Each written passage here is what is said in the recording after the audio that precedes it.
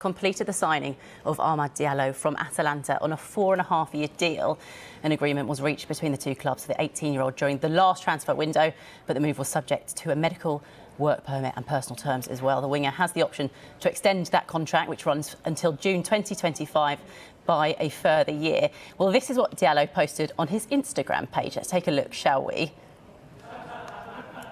Well, we'll take a look in just a second. Worth saying as well, his first ever Instagram post was a picture of him and Pogba. We'll take a look at that in a sec. But this was what was on his Instagram story. Already in a United shirt, in his hotel room, I think. Bit of a mess on his bed behind him. But yeah, that was his first post, his first Instagram story. And there's that post from 2015. Look how young he is there in a post with Paul Pogba. That's Brilliant. Very sweet. That's Fantastic. Good, isn't it? Yeah. And Mark, let's start with you, because he's been described in Italy as a generational talent. What's he like? What do we know about him? Fantastic. Good morning, team. I thought it was a dart show today when I saw I was working with Michael and Emma. Oh, tungsten to transfers. That's it. Transfers indeed. I don't think you're ever going to see this on TV, and I don't think you'll probably see it again. Manchester United, Ed Woodward, take a bow.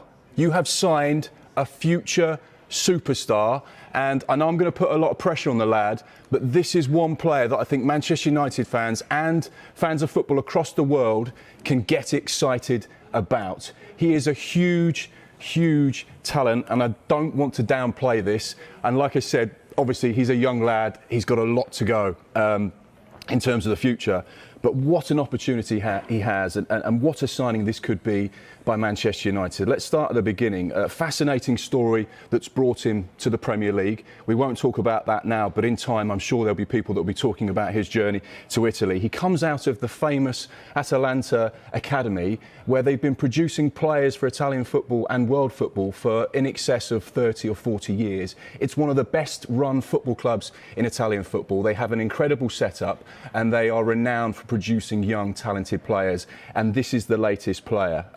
He is quite simply a wonder kid that will be on the tips of everyone's tongues for many years to come. He's right-footed. He's probably described as a left-footed inside forward, which is basically the Mo Salah type of role. We know that most managers like to play with one up front, with the two wide men off of him. He is the type of player that could play on the right-hand side and come infield with that magic left foot. He's dynamic, he's quick, he's got outstanding balance. He also plays with maturity and personality, which is something you don't get from a young teenager. He came to prominence really at a very young age. We know that Manchester United have been watching him for many years in Italy, and he came to the table during last season's Champions League campaign, particularly in the games against Manchester City, playing for Atalanta, who were in the same group as Manchester City, the under-19 Champions League version of the main tournament. And when he's playing in a game against Manchester City and dominating and playing well, that's where people sit up and take note. It's a fascinating signing. As you can probably tell, I'm a bit excited about this one. You're quite excited about it, and I think Manchester United fans should get excited. The important thing to point out, he's a kid and there's a long way to go. But right now, the fact that he's in Manchester, they want him to train and being part of things immediately, shows you everything you need to know about the potential of this kid. Well, you talk about them wanting him to be here immediately and get involved. I said a minute ago that an agreement was reached between Manchester United and Atalanta for Diallo during the last transfer window, but the move was subject to a medical, work permit and personal terms. Bridget, why do they want him now? Well, no pressure. No pressure. I mean, look, it gives Ole Gunnar Solskjaer an opportunity to work with him now. I mean, worth remembering, as you were saying, he hasn't played much, only 37 minutes, but he scored on his debut within 6 minutes. Look, it's difficult to expect too much. However, you know, we've got to say, like, there are a lot of games coming up. United are in the Europa League this time, which means they start in the round of 32, not the round of 16. Obviously, look at potentially that to put him in the squad registration. You look at Marcus Rashford's impact in that competition, as well, scoring a double on his debut. And also, you've seen as well with Ole Gunnar Solskjaer, no pressure whatsoever putting the young players in, like Mason Greenwood. So, well, Mark, I'm excited. Listen to what you said. Right, but you're not the only excited people. A lot of Manchester United fans are very excited as well. He's a winger. He's 18, so as you'd expect, there has been some comparisons already between him and Cristiano Ronaldo. Mark, you're saying that fans are right to get excited then? They're not getting overexcited about these comparisons? No, why not? You know, you have to remember, first of all, that Manchester United are one of the biggest clubs in world football, and they have invested a fee which could rise to £37 million. I think that gives you an indication as to what they value him at and what they see his potential as. The fact that they're investing a huge chunk of money in someone like Michael rightly says, hasn't played a huge amount of first-team football in Serie A. So this gives you an idea of where he's at.